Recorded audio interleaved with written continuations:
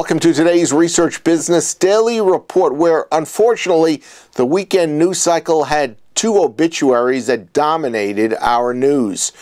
RBDR is sponsored today and this week by Nuance, offering multi-language verbatim coding services that help companies quantify the meaning of open-ended answers.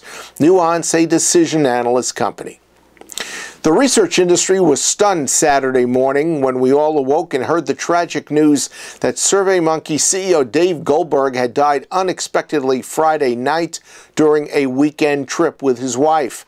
SurveyMonkey made an official announcement on Saturday but did not disclose the cause of death. When we speak about entrepreneurs who have entered and changed the research industry, which is a pretty constant topic around here, Dave Goldberg is always at the top of our lists. He joined the 12-person SurveyMonkey organization in 2009, and he led the investment group that eventually bought the business. And by 2012, they had built it into the personification of DIY research. In 2012, SurveyMonkey had sales of $113 million and profits of $62 million. More recent results showed the business with 25 million customers. It was completing 90 million surveys each month in 60 different languages. SurveyMonkey was actually valued at nearly $2 billion last year after conducting 2 rounds of fundraising that brought together $700 million in new funding. And Goldberg was not a one-trick pony. Did you ever notice the CDs that you could buy at Starbucks? Well, that was one of this music lover's accomplishments during his time at Capitol Records. SurveyMonkey has not just made DIY acceptable to the research industry, which is no simple feat. It has continually innovated in order to build its business. For instance, partnerships that have enabled survey taking for MailChimp, Hootsuite, Zendesk, and Salesforce.com. And it just has launched the Benchmarks Big Data service, which allows a company to compare its survey results with other organizations that have been asking the exact same questions. I had a handful of conversations with Dave over the years, the latest only a few days ago. And I always found him amiable, careful, but open-minded and curious, intelligent and probing, and, of course, always thoroughly professional.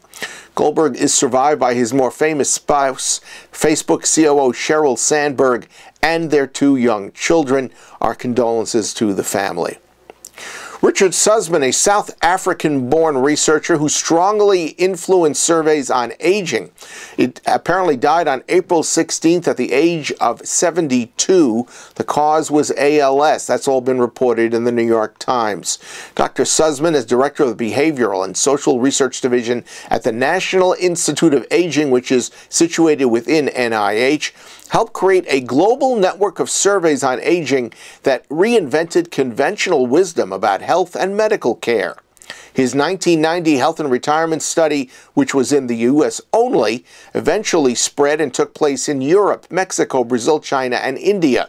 And results have clearly demonstrated how financial problems impact health and vice versa.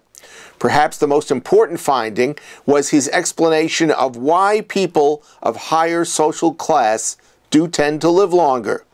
Suzman was credited with educating survey researchers about the limitations of small data sets used by aging researchers around the world, his counsel that a rich new data set was possible, and his encouragement that sharing these researchers' research plans in advance could improve the quality of their surveys. Suzman also made notable impact by encouraging the adoption of behavioral economics. That's your Research Business Daily Report. We've been sponsored by Nuance, offering multi-language verbatim coding services that help companies quantify the meaning of open-ended answers. Nuance, a decision analyst company, is inviting you to learn more about their product. And so we've created a link. It is www.nuancecoding.com. If you click on it, which I recommend many of you do, you'll get some incredible information about a terrific new service. Have a great research day, and we'll see you back here tomorrow.